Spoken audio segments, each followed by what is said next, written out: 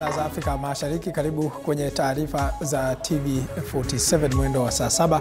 Mimi ni mtangazaji wako Paul Kirobi, na ufuatilia matangazo haya kupitia mtandao wa YouTube TV47 Live, mtandao wa Twitter au X ni @TV47KE @Paul Kirobi.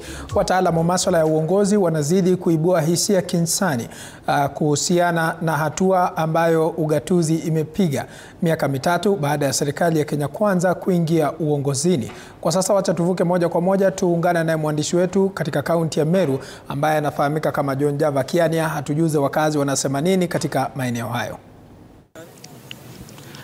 Okay, shukran tena sana Paul Kirobi na kupata vyema hapa katika kaunti ya Meru, na bila shaka kama unavyofahamu ni kwamba tuko katika mwaka wa 3 tangu serikali ya Kenya Kwanza kuingia mamlakani, na swala kuu la ugatuzi limekuwa kipaumbele katika kuhakikisha kwamba kaunti mbalimbali zinaimarika. Na hapa niko na baadhi tu ya viongozi ambao wangetaka kusikia pia kauli zao, pia kutokana pia na mchango mkubwa ugatuzi umeleta katika serikali za kaunti. Labda tuanze na mchanganuzi wa kisiasa Bwana Raule.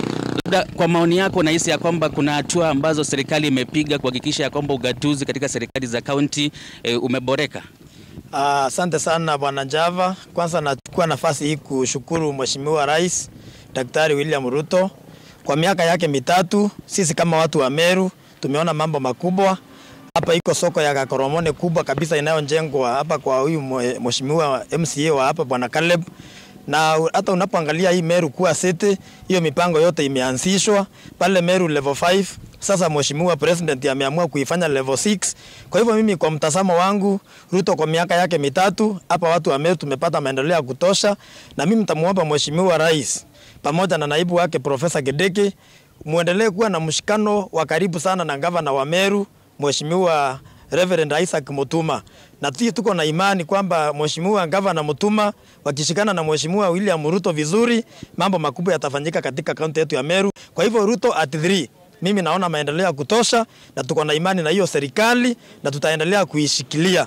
Na hiyo serikali iendelee kushikilia Gavana Mutuma kabisa, ili sasa wa Meru tuweze kupata maendeleo yanayostahili. Umeona kizazi cha Gen Z kimekuwa katika mstari wa mbele kupinga sana vile serikali inavyotenda kazi. Labda kwa kiasi kikubwa ugatuzi imeweza kuadhirika pakubwa.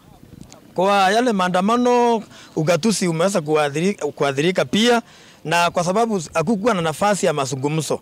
Lakini naona kwa sasa Mheshimiwa Rais ameanzisha mazungumzo na hawa vijana, na niko na imani hao mazungumzo yakiendelea pale mbele kutakuwa na ule mshikamano, ili sasa ufanyikazi ama utendakazi uendelee kuwa unahusisha kila mmoja wetu. Na hapa kaunti ya Meru mimi niko na imani serikali ya Mheshimiwa Rais iko sawa sawa, na serikali pia Gavana Mutuma iko sawa sawa. Kwa hivyo mimi namuomba Rais Mheshimiwa Gavana Mutuma mshikilie vizuri kabisa, ni kijana kama wewe, ili tuweze kukuza hawa viongozi ambao ni wachanga wanapoendelea kuinuka, mpaka mheshimiwa wa hapa Bwana Caleb yeye ndiye amepata ule msaada mkubwa wa serikali yetu ya Mheshimiwa Rais. Na maana hapa ni Meru ni mahali ya kila mmoja wetu, sisi kama wa Meru tunatoa shukrani.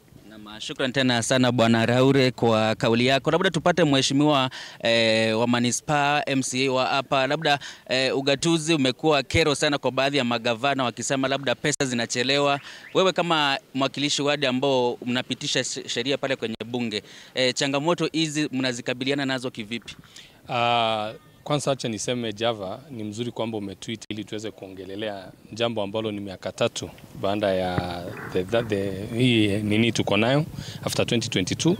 Na niseme kwa miaka 3 wakati tumekuwa kuongozi, ni ukweli kwamba pesa ambazo zinatumwa kwa serikali ya ugatuzi imekuwa ikichelewa, na imekuwa changamoto kubwa sana, and it's something that we are trying kuomba serikali kuu iweze kuwa inatuma hizi pesa mapema, kwa sababu kwa mlandi wa kupanga, in terms of planning, we need the funds to be allocated in time, so that even the governors and even the assemblies, we can be able to meet the targets ambao tumeweka kwa ambao walituchagua.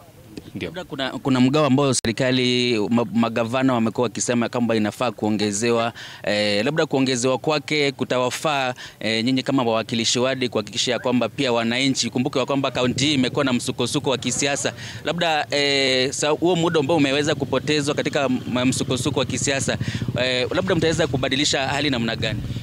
Kwa sasa tunaweza sema serikali kuu imetuongeza mgao kiasi fulani ambayo tuna appreciate sana, na huu mgao utasaidia sana haswa county ya Meru, niongelele Meru kwa sababu kwa barabara in terms of loans, our loans and the like, ndio imepata ile mgao kubwa. Kwa hivyo mimi kwa binafsi nahisi kwamba hiyo mgao imeongezewa na serikali kuu inaenda kutusaidia to catch up with other counties, because I understand vile umesema Meru County and a lot of issues, leadership issues, but I'm happy now that tuko na new governor Mutuma Ntwethinkia. Tumeweza kukaa chini tukaelewana, both the assembly and the executive, and everything now is working very smoothly, and there is a lot of peace in Meru, and I know where there is peace, even investors and the like. Leo asubuhi mimi na governor tumekuwa tukiongea na investors, na nimeona investors like the Spilo Bikes, tumeona GIZ, tumeona Conland International. We have run all these meetings with the governor today to make sure that hao watu wanakuja ili tuweze kuinua watu wetu kiuchumi. Shukrani tena sana mheshimiwa kwa kauli yako. Hao ni wawakilishi wadi pamoja pia na mchanganuzi wa kisiasa wakitoa kauli zao kuhusiana